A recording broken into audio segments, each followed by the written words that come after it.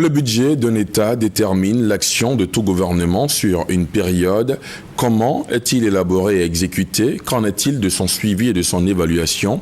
Pour le comprendre, l'Organisation des journalistes professionnels de Côte d'Ivoire au JPCI initie depuis ce matin un séminaire de formation de 48 heures.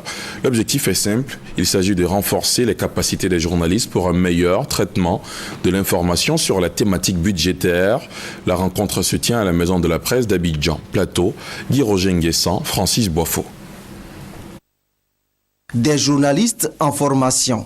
Ils sont issus de la presse écrite et de l'audiovisuel. Thème retenu, élaboration, exécution et évaluation du budget de l'État. Un thème bien à propos dans un contexte où le gouvernement a annoncé en début de semaine son budget au titre de l'année 2015 de 5 014,3 milliards de francs CFA. Par rapport au budget, nous ne sommes pas vraiment renseignés, la population non plus.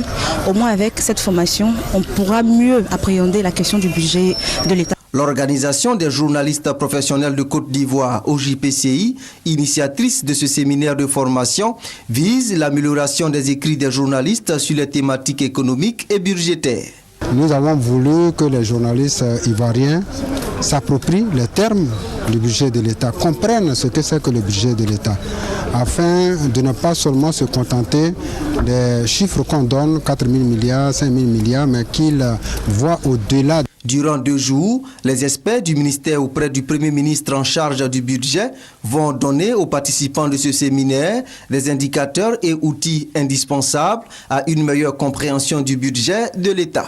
Nous allons apprendre à connaître tout le processus d'élaboration du budget, parce que le budget, on l'annonce en Conseil des ministres, mais c'est tout un travail. L'Organisation des journalistes professionnels de Côte d'Ivoire, créée en 2009, fait de la formation sa priorité. Pour elle, il faut des journalistes bien formés pour mieux contrôler l'action gouvernementale et mieux informer l'opinion publique.